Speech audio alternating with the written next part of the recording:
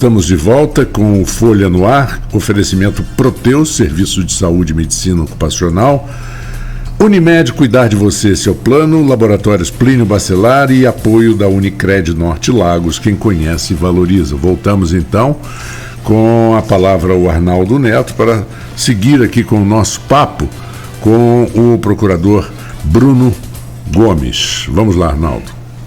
Bruno, a gente estava falando de regimento da casa, que é até mesmo no intervalo, e aí a memória vai trazendo outras coisas, e antes de entrar no último tema que você seria ouvido como advogado, eu vou trazer de volta aqui o procurador. Por exemplo, o vereador Nildo Cardoso, desde o ano passado, conversando aqui com a gente, ele fala sobre uma proposta de redução do número de cadeiras na Câmara de Campos, e que ele já teria aí o apoio de 17 vereadores para mudar isso, que tem que mudar o regimento, tem que mudar o estatuto da casa, enfim. E com isso precisa de 2/3, precisa de maioria qualificada, né? Maioria não absoluta, é qualificada mesmo, 2/3 da casa. É uma prerrogativa também só do presidente votar, ou ele, com essas 17 assinaturas, pode, de alguma forma, pedir que a inclusão disso em pauta? E qual a sua opinião, enquanto procurador? Você acha que passa um projeto desse para reduzir o número de cadeiras? Nildo fala em 17, tem alguns que falam em 21, outros, o Leão Gomes, por exemplo, aqui mesmo no programa, diz que é contra a redução, acho que 25 é um número correto de representatividade no legislativo. Qual a sua opinião? Então, seria uma alteração na lei orgânica, né? Que prevê, por isso que tem esse quórum qualificado, né? Porque, se eu não me engano, a alteração em lei orgânica tem que ser proposta por 13 vereadores, maioria absoluta, e é aprovada por 2/3, né? E esse projeto, ele está tramitando aqui pela casa.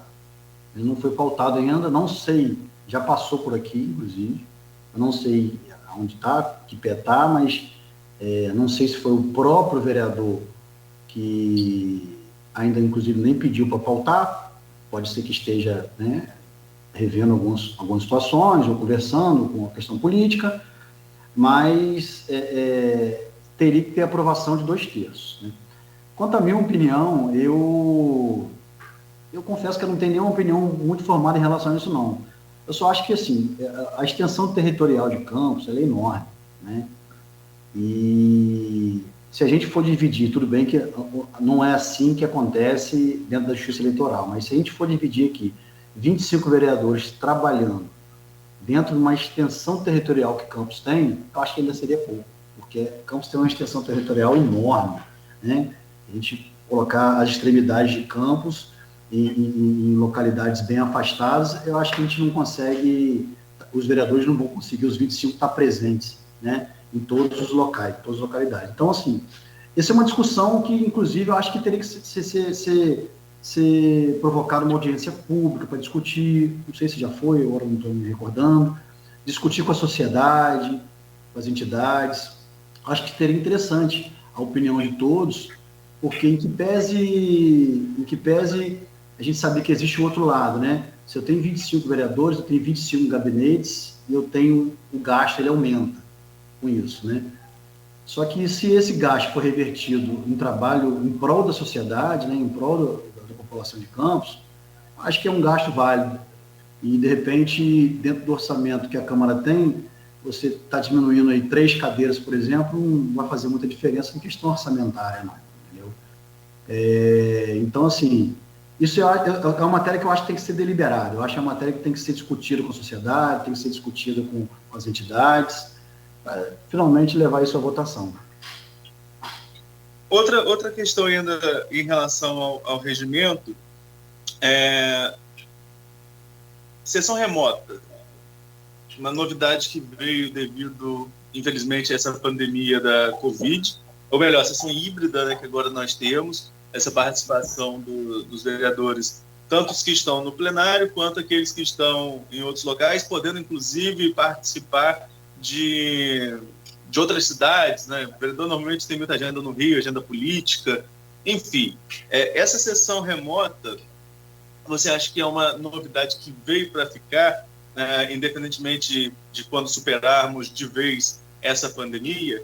E a partir dela, essas ausências justificadas, elas não ficam um pouco, digamos, no chulo capenga, porque se a pessoa não pode estar presente, não poderia participar do seu celular, isso não muda a justificativa pessoal para a ausência, não deveria ser uma justificativa mais objetiva, ao invés de motivos pessoais? Na prática, a gente vê que essa questão de sessão remota, ela veio para ficar. Hoje a gente vive um período, né, de tecnologia, de internet, que isso, no meu modo de ver, isso agrega muito, né? Ajuda. Porque o vereador, ele, por exemplo, né, ele está sempre viajando, ele está, como eu falei agora, a extensão territorial de Campos ela é enorme, ele pode estar um dia em um compromisso em Santo Eduardo e atrasar para uma sessão, ele dá a possibilidade aí de fazer a sessão de forma remota. A gente incluiu isso no nosso regimento, mas que tem que ser formalizado através de um ato da mesa. Hoje existe um ato da mesa que permite a sessão híbrida, mas a qualquer momento, salvo o melhor juízo, pode ser expedido um ato da mesa dizendo que as sessões vão ser, a partir de agora, presenciais. Não tem nenhuma orientação ainda do presidente, não sinalizou nesse sentido, né? As sessões permanecem de forma híbrida. E em relação à justificativa, o nosso regimento, ele fala, como eu falo, né? A gente segue muito o que está na letra do regimento, né?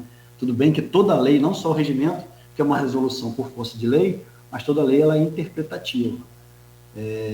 O nosso regimento só fala de ausência justificada, né? Ela não diz que tipo de justificação, né? Justificativa. Quando o vereador ele justifica em questões de saúde, em questões particular, por exemplo, é uma coisa muito ampla. A gente não tem como entrar no mérito se realmente há uma questão particular ou não. Concordo que em determinadas situações, quando o vereador poderia justificar uma ausência dele, por conta da possibilidade de sessão remota, ele poderia nem fazer e fazia a sessão remota. Ontem, se eu não me engano, teve um vereador que participou da sessão de forma remota, porque ele estava em um compromisso externo. Então, assim, mas pelo que eu vi, as justificativas que tiveram aqui foram justificativas de questões particulares, de compromissos externos e questões de saúde. Então, assim, o presidente não tem o que fazer, ele tem que acatar a justificativa, porque o nosso regimento ele não se aprofunda nesse sentido. Agora nós estamos em ano eleitoral, né? E esse ano tem, mudando agora a pauta, nós temos janela partidária, que inclusive está aberta até o próximo dia 1º. Há um entendimento no STF, e aí a gente volta de novo a falar sobre colegas de imprensa, porque parece que está havendo um entendimento divergente em relação aos veículos de comunicação sobre a janela. A janela, ao que parece, Bruno, e aí eu quero que você como advogado, parece que já é consolidado no Tribunal Superior Eleitoral que a janela ela só é neste ano para deputado. Temos exceções, inclusive na casa, devido à fusão do PSL com o DEM. Então, os vereadores que eram desses dois partidos, ou ainda são desses dois partidos, PSL e DEM, esses podem se mudar, não por causa da janela, devido a esse processo de fusão. É isso mesmo? São só deputados? E aí tem uma dúvida que eu ouço, inclusive, de alguns políticos. A janela é para deputado ou para quem tem interesse em disputar a eleição a deputado, inclusive vereadores? Então, esse é um tema importante que tem gerado muita discussão mesmo, né? Vamos lá, a janela partidária. A gente tinha uma resolução de 2007, se não me engano, a resolução do TSE acho que era 22.610. Naquela resolução que vigorou durante muitos anos, ela trazia ali as possibilidades de justa causa. E entre elas, tinha questão de fusão, etc. Quando, em 2015, a gente teve uma reforma eleitoral em 2015, que tacitamente revogou essa questão da fusão. Agora estou falando aqui da questão da fusão que você tocou. E agora, em 2021, né, teve um entendimento, uma outra reforma, com o entendimento de que essa questão, em 2018 trouxe essa questão da janela partidária, né? O entendimento do TSE afirmou que só os vereadores, só os deputados, por esse caso agora dessa eleição desse ano, de mandato, em fim de mandato, é esse o termo que é utilizado pelo TSE, que daí a gente consegue identificar, em fim de mandato, que podem se beneficiar dessa janela. Ou seja, esse ano nós temos uma eleição para deputado estadual e federal, então eles estão em fim de mandato, né? 6 meses antes, que é esse ano, acho que do dia 3 de março ao dia 1º de abril, esses deputados, eles podem se beneficiar dessa janela porque eles estão em fim de mandato e podem fazer essa mudança de partido, tá? Aí você trouxe à tona a questão da fusão de partido. A própria lei traz também outras hipóteses para a questão de mudança de partido, né? Que uma delas é a fusão. Essa questão da fusão, eu fui procurado até por algumas pessoas, né? E a minha orientação sempre foi a seguinte, em relação a essa questão de infidelidade partidária, né? Para não ocorrer. Eu sempre oriento os meus clientes a eles entrarem com uma ação para justificar a justa causa, né? Justificar a justa causa é ótimo, né? Uma ação de justa causa. E se essa justa causa ela for corroborada pelo judiciário, ele sai da legenda, porque ele sabe que não vai ter prejuízo nenhum. O que está acontecendo, pelo que eu tenho visto, agora em 2021, teve uma nova alteração eleitoral dizendo o seguinte: se o partido der uma carta, se o presidente do partido anuir com isso, e der uma carta de anuência, um vereador que não faria parte dessa janela também pode mudar de partido. Mas aí precisa de uma carta de anuência do presidente do partido dizendo o seguinte: olha, pode mudar de partido que eu não vou fazer nada, dizendo assim. Só que ainda assim, eu acho arriscado, porque um suplente, que é um dos legitimados para propor uma ação, ele, como já ocorreram casos, depois dessa alteração, um suplente ele pode questionar que não é justificativa, né? Em que pese ter a anuência do presidente, que é o entendimento hoje, tem que haver uma justificativa, porque o mandato ele é do partido, ele não é do vereador, do deputado. Então, assim, ainda há questionamento sobre isso. Eu, hoje, por orientação aos meus clientes, eu sempre oriento entrar com uma ação para comprovar a justa causa. E se tiver uma carta de anuência, também entraria com ação com a carta de anuência pedindo a desfiliação. Porque se eu tiver uma decisão judicial, eu sei que eu não vou ter problema nenhum de sofrer qualquer questão por infidelidade partidária. Entendeu?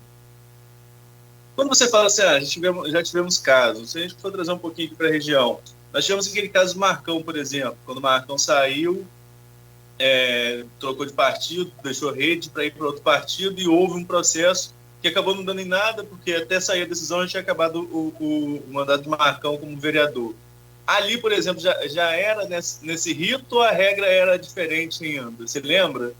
Não, teve uma alteração. Essa questão do entendimento do TSE da janela partidária, né, foi em 2018. Esse entendimento firmado pelo TSE, né? E eu não me lembro quando foi que ocorreu essa questão do Marcão, agora eu não me lembro. Então, assim, ali, para ficar bem claro, janela partidária, 6 meses antes da eleição, um deputado ou vereador de mandato que esteja findando o mandato, né? Esse ano o vereador não está findando o mandato, só vai se findar em 2024.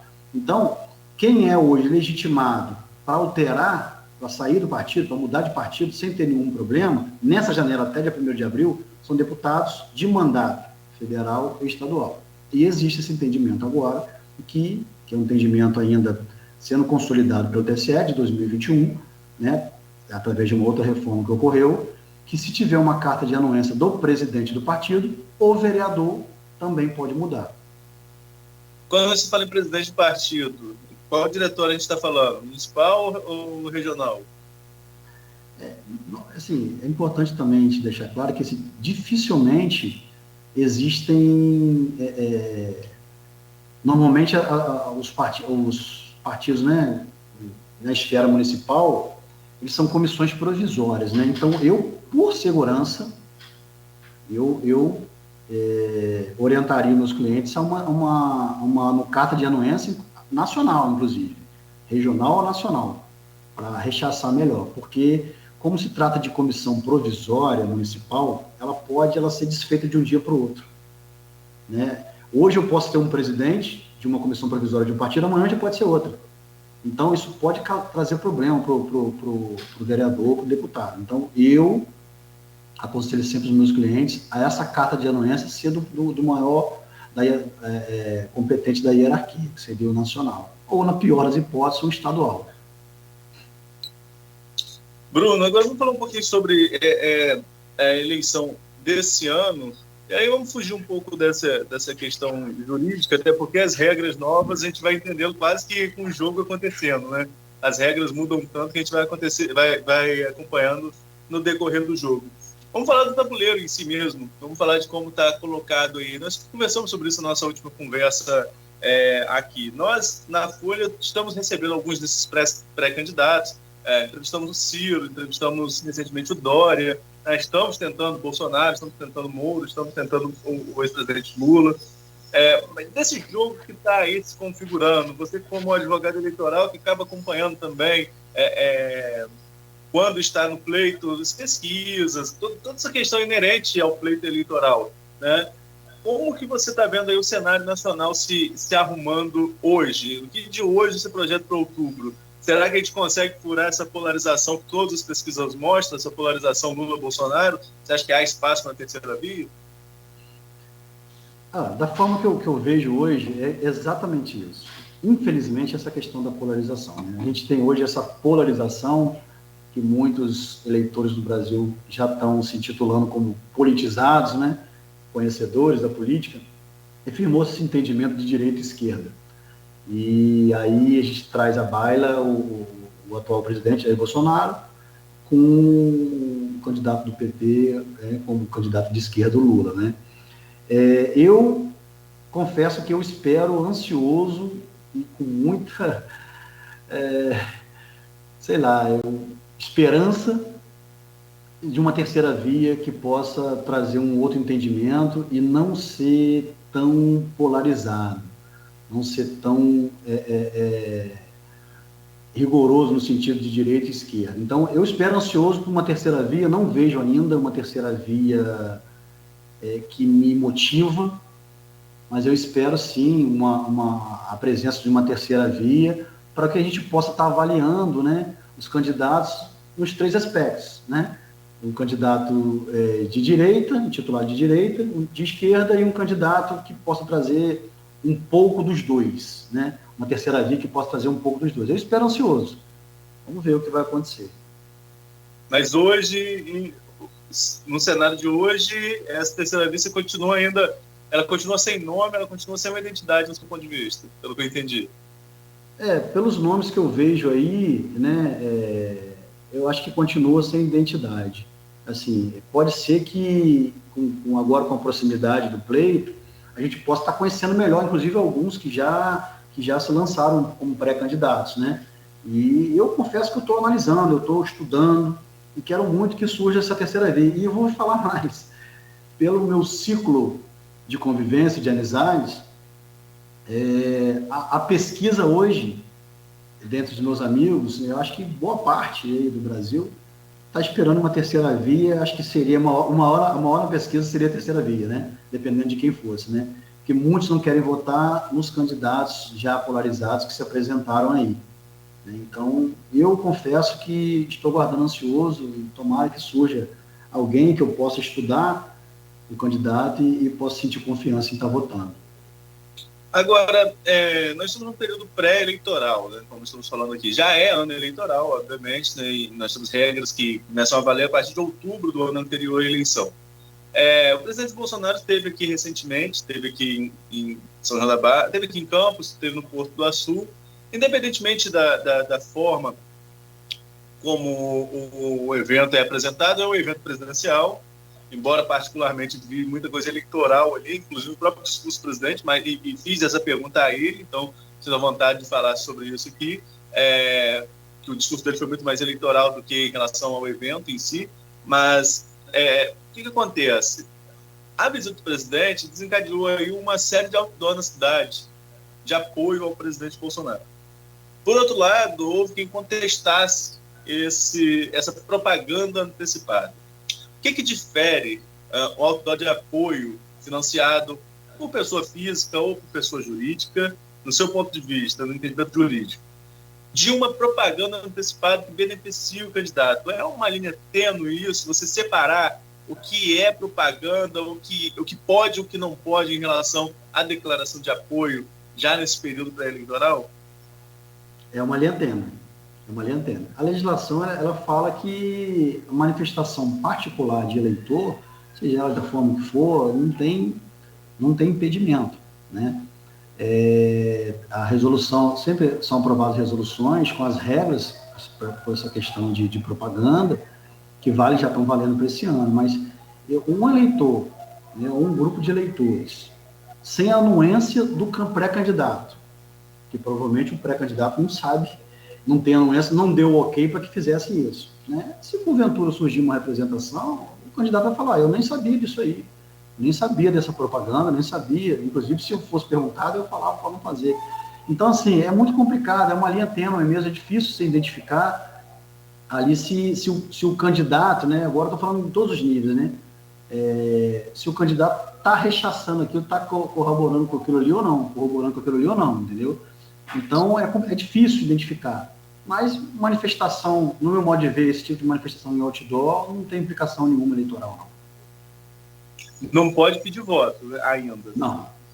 Pedir voto não pode, não que seja uma penalização para o candidato, mas provavelmente se tiver algum tipo de publicidade pedindo voto nesse momento, provavelmente a Justiça Eleitoral vai mandar retirar aquela propaganda irregular. Certo. Por falar em linha tênue, e aí eu volto à minha introdução. Essa separação aí do que é agenda de político, de mandato, e agenda de candidato ou pré-candidato à reeleição. Isso, para a Justiça Eleitoral, também é complicado de você diferenciar o que é, porque estou citando aqui, como eu falei, o exemplo, por ter perguntado ao próprio Bolsonaro, que o discurso dele foi todo relacionado ao PT, o que é um direito dele. Mas ele estava aqui como presidente para a inauguração, para o lançamento da pedra fundamental de uma estação de energia. Ao mesmo tempo, aproveitou para deixar seu recado político. Particularmente, não vejo problema, mas judicialmente, se alguém contestar, se poderia se usar aí a utilização inadequada da máquina, utilizando do cargo para se promover como candidato, isso pode ser configurado de alguma forma? Arnaldo, o entendimento que eu vejo hoje do TSE, que já vem de algumas eleições, é que a manifestação, independente se é de mandato ou não, a manifestação é livre. O que não pode ocorrer em hipótese alguma é o pedido expresso de voto, né? Então, se ele manifesta, seja ele de mandato ou não, qual o entendimento dele, o que foi feito de bom por um ou por outro, e não pede voto, né? A Justiça Eleitoral não vem coibindo isso, porque a lei é bem clara, tem que haver um pedido expresso de voto. Em que pese a gente sempre falar que quem tem a máquina consegue se beneficiar com isso, né? Mas se o detentor do mandato tiver cuidado em não pedir voto, eu acredito que não tem nenhum problema judicial relacionado a isso, não. Beleza, agora a gente começou falando do nacional e pulou o estadual, né? Para a gente fechar aqui, como que você está vendo aí essa arrumação do tabuleiro no Rio de Janeiro, sobretudo com a Câmara de Campos entrando aí como um fator de peso na questão das configurações de apoio ao governador Cláudio Castro, pré-candidato à reeleição, né? Digo isso porque há um antagonismo político entre dois grupos políticos da cidade, são antagônicos, mas que estariam ainda do mesmo lado, ao lado do governador Cláudio Castro. Você acha que realmente a Câmara, essa eleição da mesa, essa confusão toda em torno da eleição da mesa, pode interferir politicamente na questão do apoio local aqui em Campos? E como que você vê o cenário se arrumando aí? Coloco como um aditivo aí na pergunta que a aproximação de Eduardo Paes a Rodrigo Neves, candidato do PDT, um outro grupo político que também faz parte dessa confusão aí envolvendo a Câmara, torna, no meu ponto de vista, Neves um candidato ainda mais competitivo, né? Paes é um apoio que todo mundo quer. Você tem Freixo que está ali oscilando, liderando algumas pesquisas, está no segundo, e o outro Castro, que tem a máquina na mão e com muito dinheiro. Enfim, como que você está vendo esse tabuleiro se arrumar? Primeiro, assim, eu como cidadão campista, eu torço muito para que nessa eleição agora que se aproxima, a gente consiga fazer a maior quantidade de deputado estadual e federal possível, independente da bancada, independente da posição política, porque isso é muito bom para a gente, muito bom para o município, né? Você ter voz tanto na LERJ quanto no Congresso, isso é muito bom para a gente. E na última eleição a gente teve, se não me engano, eram 4, né, deputados estaduais, né? 4, né? Sim. Infelizmente a gente teve a perda de 2 e eu, inclusive, trabalhava no momento do falecimento do Gilviano, eu trabalhava com ele na LERJ. Então, assim, eu senti de perto o que aconteceu, conhecia muito o Gilviano, a pessoa que ele era, conhecia pouco o João Peixoto, mas o Gilviano eu conhecia bastante, e como eu trabalhava de perto com ele, trabalhava com ele, a gente verificava claramente que ele buscava muito olhar aqui para o município de Campos, enquanto cidadão campista. Então, dificilmente um deputado de um outro estado vai buscar, federal, vai buscar recurso para Campos. Então a gente precisa, primeiro, esse é o ponto, a gente precisa eleger o máximo de quantidade de deputado estadual e federal possível, né? Isso aí agora vai um recado meu, não técnico, não como advogado e procurador, mas como cidadão, que a população campista busque votar em candidatos de Campos e da região. Votar em candidatos de outros municípios distantes daqui, acredito eu que não vai beneficiar em nada aqui a nossa população. Eu queria...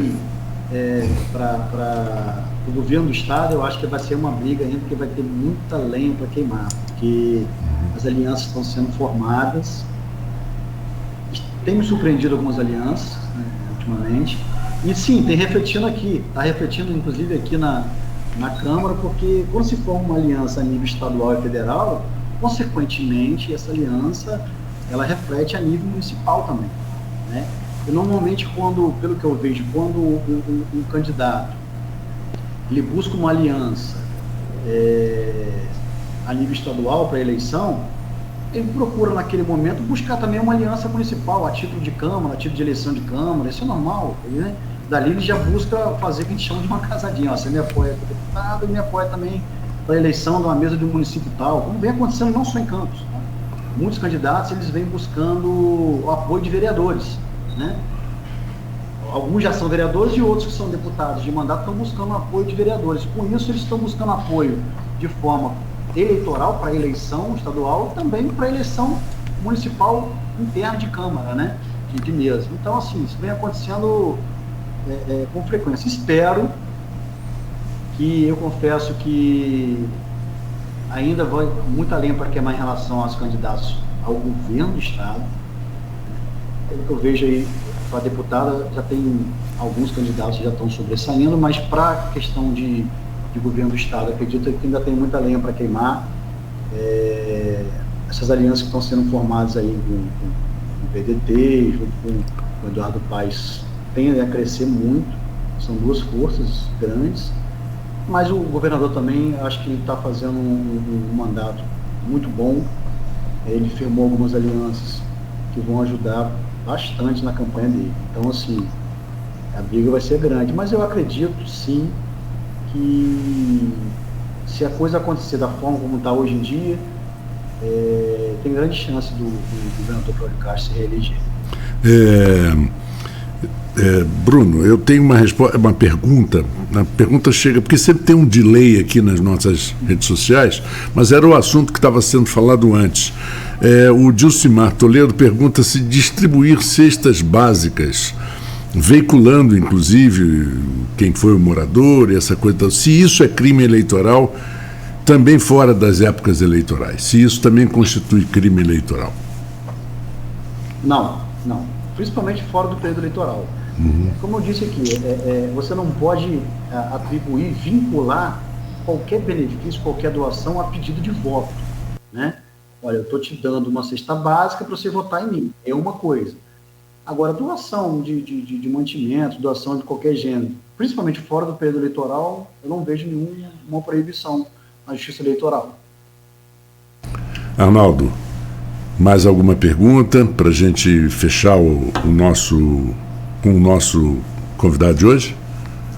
Não, só agradecer ao Bruno mais uma vez pela disponibilidade, Marco. O Bruno já esteve com a gente em outras oportunidades e do jeito que a coisa anda, a gente vai ter que conversar um pouquinho mais lá na frente, se tiver qualquer desdobramento, né, é natural. Então, mais uma vez, agradecer a disponibilidade, não só aqui para o programa, sabe, Bruno? Sempre que a gente precisa ter alguma dúvida em relação ao regimento, a gente recorre a você e você está sempre disposto a colaborar com a gente. Muito obrigado, bom dia. Bom dia, Bruno, muito obrigado também, prazer em conhecê-lo. E fica aquela situação assim, ele vira um Arnaldo, né? Não você, assim, pode, Arnaldo, né? Aquela história do isso pode.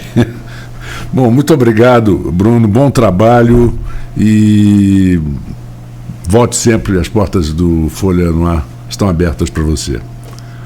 Eu agradeço o convite mais uma vez, me coloco sempre à disposição. Eu busco aqui não proferir nenhum juízo de valor, de nada.